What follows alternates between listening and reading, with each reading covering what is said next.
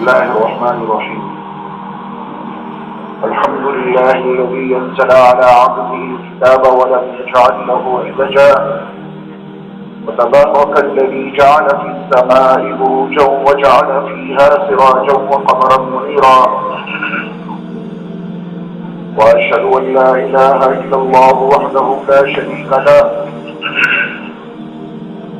له الملك وله الحمد وأكبره تكبيرا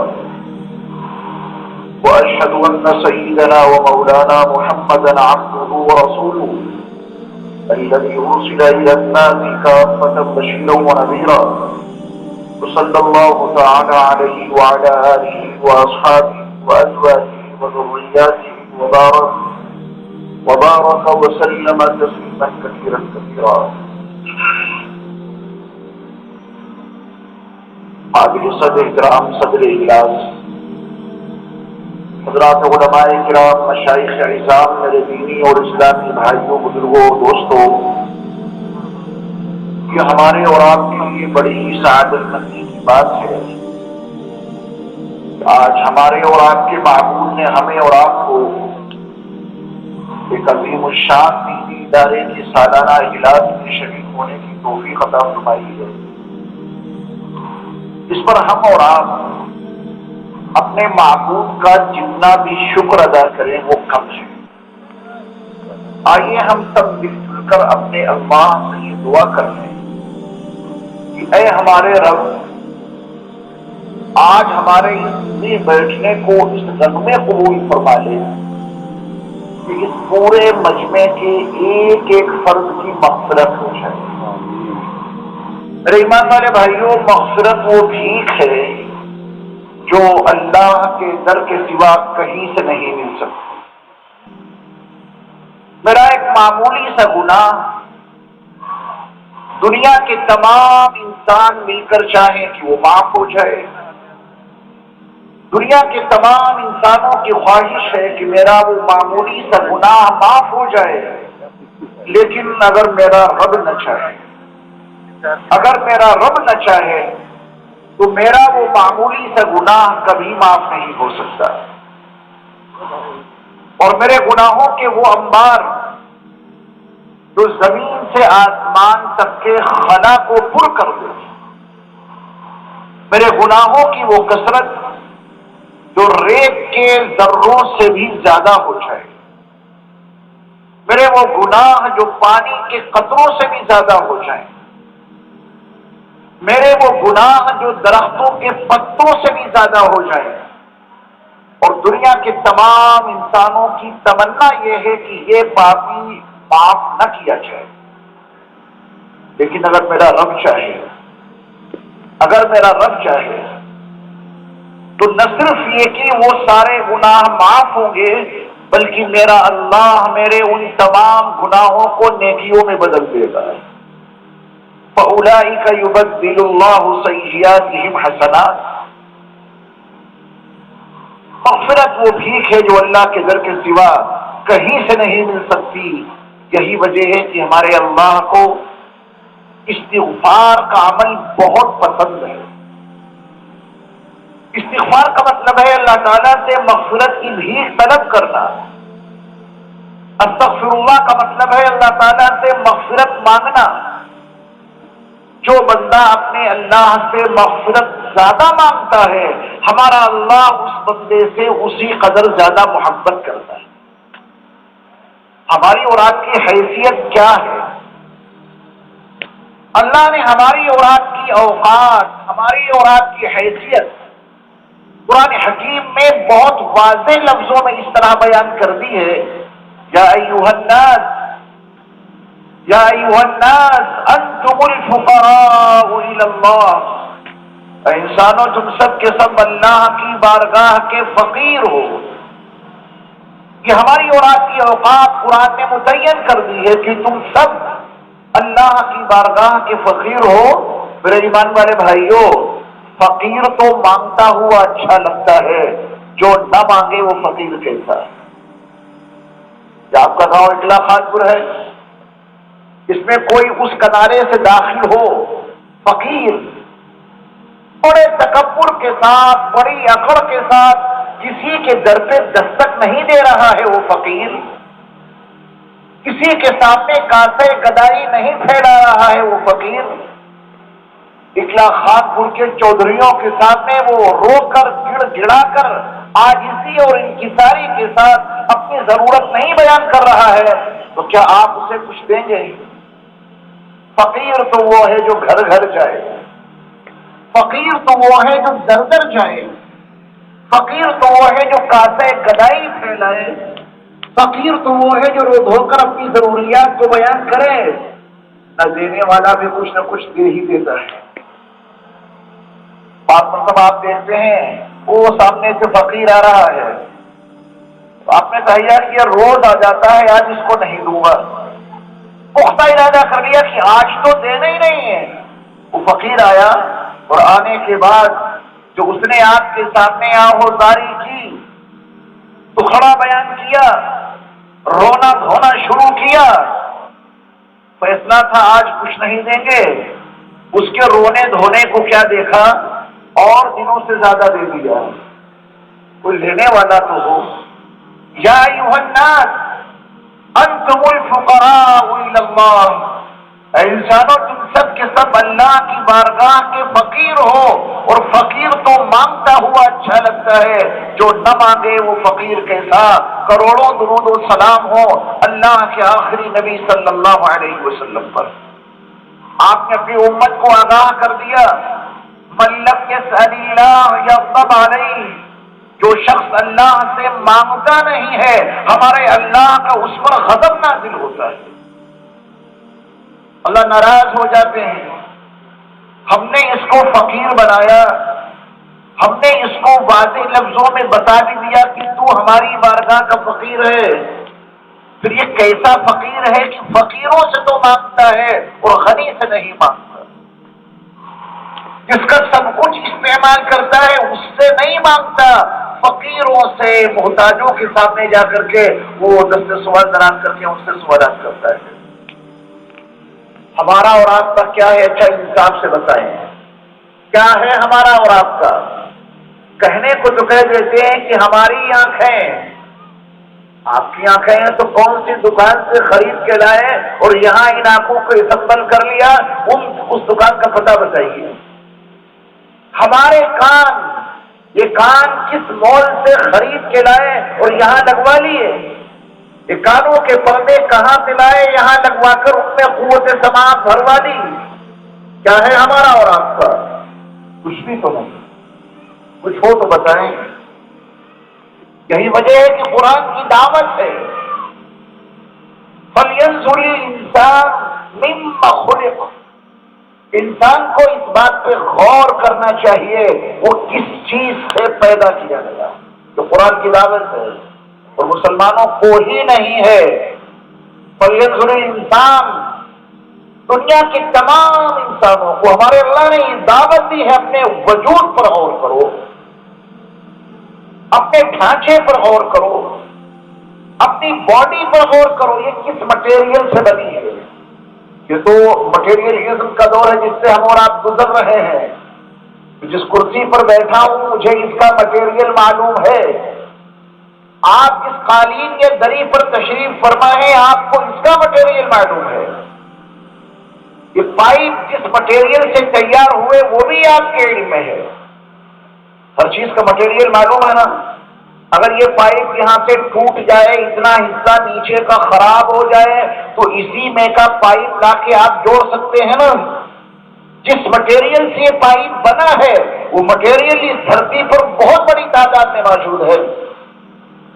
کہ آپ کا 5 یا 5.5 فٹ کا وجود یا آپ کی باڈی اور آپ کا یہ جسم، یہ کس مٹیریل سے بنا؟ اس کا مٹیریل کہیں دنیا میں موجود ہے تو بتائیے۔ آپ نے ماشاءاللہ اتنا خوبصورت مدرسہ بنایا، معلوم ہے اس کا مٹیریل کہاں سے آتا ہے؟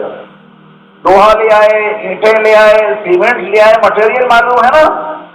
تو آپ کا جو اپنا یہ وجود ہے، اس وجود میں کون سا مادہ استعمال ہوا، اس باڈی میں کون سا مٹیریل استعمال ہوا، یہ ہمارے اللہ کی دعوت ہے، اس پہ غور کرو۔ کریں گے غور؟ وقت نکالنا پڑے گا۔ اکیلے میں کوئی نہ ہو، تنہائی میں مراقب ہونا پڑے گا، اور مراقبہ کر کے آپ کو اپنی باڈی پہ غور کرنا ہے، ہمارا یہ پورا وجود کس مٹیریل سے بنا۔ یہ قرآن کی دعوت ہے، رب کعبہ کی قسم۔ جب آپ تنہائی میں بیٹھ کر قرآن کی اس دعوت کو قبول کر کے اپنے اس ڈھانچے پر، اپنی اس باڈی کے مادے اور مٹیریل پر غور کریں گے تو اللہ کی قدرت کے عجائبات کے سوا آپ کو کچھ بھی نظر نہیں آئے گا۔ اللہ کی قدرت کے عجائبات ہی عجائبات آپ کو دکھائی دیں گے۔ یہ پوری باڈی کہاں بنی؟ یہ پوری باڈی، یہ پورا جسم کہاں بنا؟ کس مٹیریل سے بنا اور بنانے والا کون ہے؟ اللہ کی قدرت کے عجائبات کے سوا آپ کو کچھ بھی تو نظر نہیں آئے گا۔ اپنے وجود پر غور کرو گے، اللہ کی قدرت کے عجائبات نظر آئیں گے، آپ کا ضمیر پکار اٹھے گا، آپ کی زبان پکار اٹھے گی، سبحانک، میرے مولا تو ہر کمزوری، ہر عیب سے پاک ہے، ہم تو سراپا احتیاج ہیں، سراپا کمزور ہیں، اس کے علاوہ کچھ نہیں۔ کریں گے غور؟ چلیے غور کرنے کے حوالے سے میں ایک بات بتاؤں گا آپ کو، مجھے سفر بھی کرنا ہے، اور یہاں تو ماشاءاللہ مقررین اور واعظین اور مسلمین کی ایک طویل فہرست ہے۔ سچی بات یہ ہے کہ نہ آپ کے پاس ٹائم ہے نہ میرے پاس، دونوں ہی معذور ہیں، لیکن غور کرنے کا ایک راستہ، اپنی باڈی پر صحیح معنوں میں غور کرنے کی ایک طویل قرآن کے حوالے سے دے کے آپ کو جاتا ہوں۔ یہ آپ کا سبق ہے، مجھے بڑا ثواب ملے گا اگر آپ نے اس پہ عمل کر دیا۔ فَلْيَنْظُرِ الْإِنسَانُ مِمَّ خُلِقَ، دیکھو غور کرو تمہیں کس چیز سے بنایا گیا۔ سرور کائنات صلی اللہ علیہ وسلم کی بارگاہ میں مکہ المکرمہ میں اسلام کا بدترین دشمن عاص بن وائل بطحائے مکہ کے قبرستان سے بوسیدہ سی ہڈی لے کر کے آیا، بوسیدہ، اور اللہ کے نبی صلی اللہ علیہ وسلم کی خدمت میں آنے کے بعد اس نے اس بوسیدہ ہڈی کو چٹکی سے مٹل کر، پھونک مار کر اس کے باریک باریک ذرات کو فضاؤں میں بکھیرا، اور پھر میرے مصطفیٰ سے پوچھا ہے من یحیی العظام وہی رمیم، آپ کہتے ہیں کہ انسان کے مرنے کے بعد اس کو دوبارہ اٹھایا جائے گا، یہ بھی کسی وقت ایک انسان تھا، مکہ المکرمہ کی گلیوں میں چلتا پھرتا انسان، مر گیا، سنی دوز کر دیا گیا، وجود کے تانے بانے بکھر گئے، ہڈیاں گل گئیں، سڑ گئیں، پورے ڈھانچے کو کیڑوں نے مکوڑوں نے کھا کے تباہ کر دیا، چلتا پھرتا انسان تھا، یہ ہے اس کی بوسیدہ ہڈی، اس کے ذرات کو فضاؤں میں بکھیرا ہے، پھر پوچھ رہا ہے میں یحیی العظام وہی رمیم، ان بوسیدہ ہڈیوں کو دوبارہ کون زندہ کرے گا؟ سوال سمجھ گئے آپ؟ سمجھ گئے؟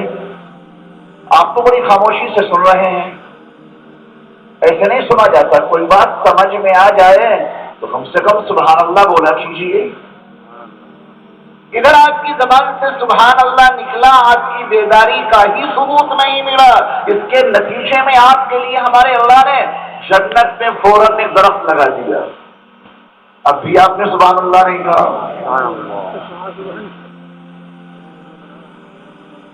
اللہ کے نبی صلی اللہ علیہ وسلم سے پوچھا ہے عاص بن وائل نے، جو تحریک اسلامی کا بدترین دشمن ہے، من یحیی العظام وہی رمیم، ان بوسیدہ ہڈیوں کو دوبارہ کون زندہ کرے گا بتائیے؟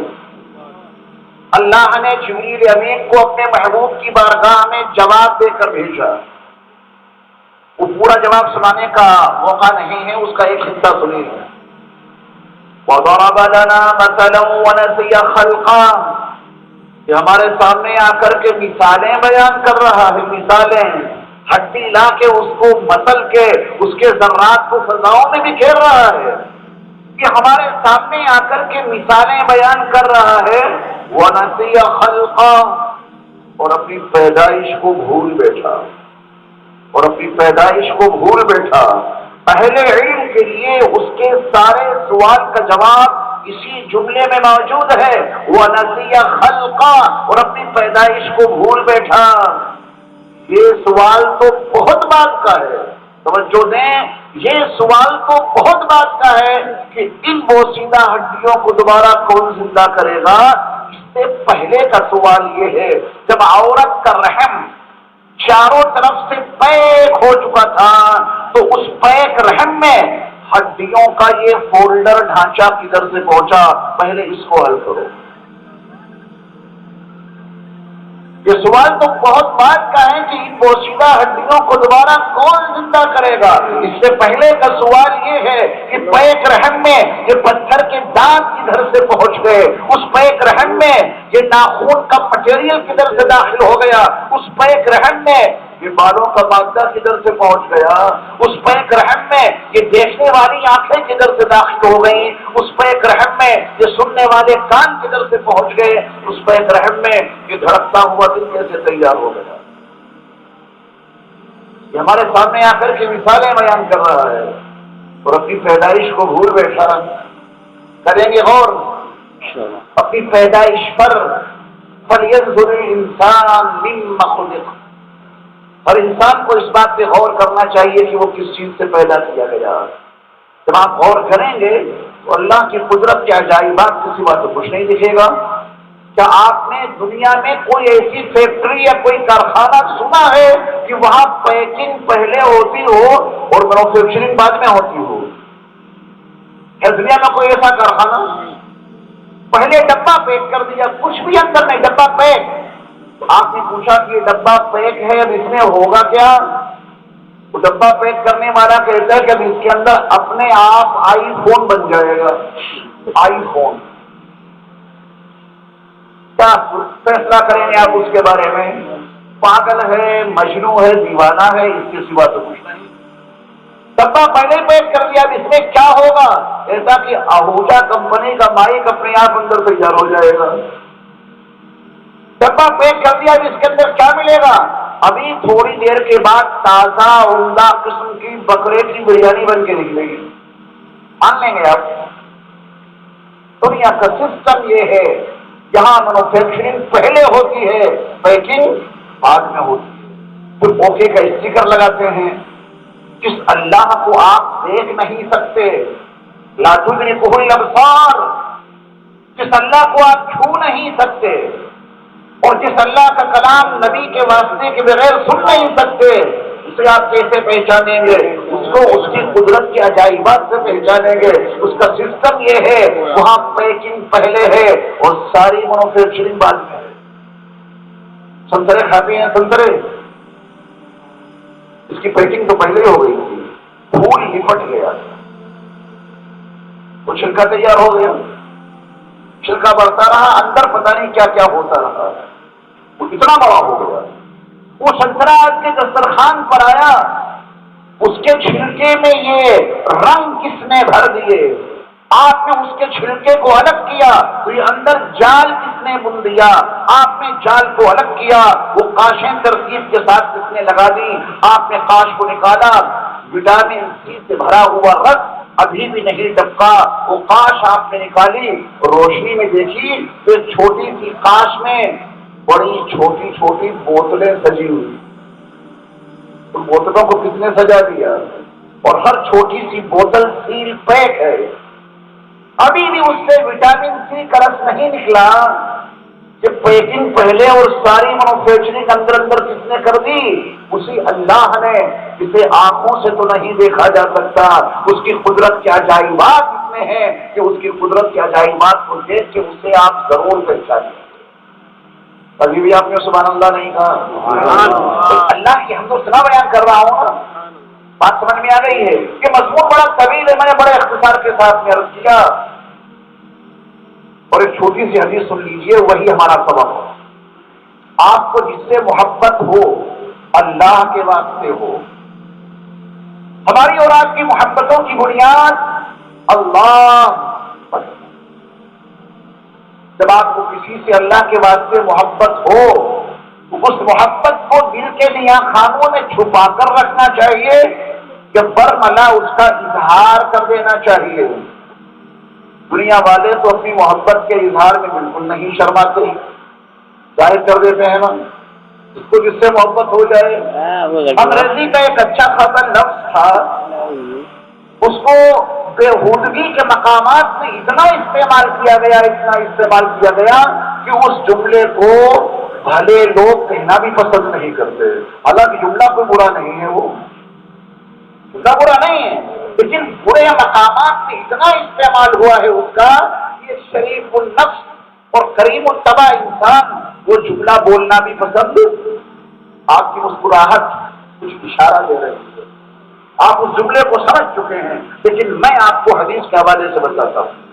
کبھی دنیا والے غلط محبت کے لیے اپنی محبت کے اظہار میں نہیں شرماتے، وہ آپ اللہ کی بنیاد پر، اللہ کی وجہ سے جس سے محبت کی ہے، اس محبت کے اظہار میں آپ کیوں شرماتے ہیں؟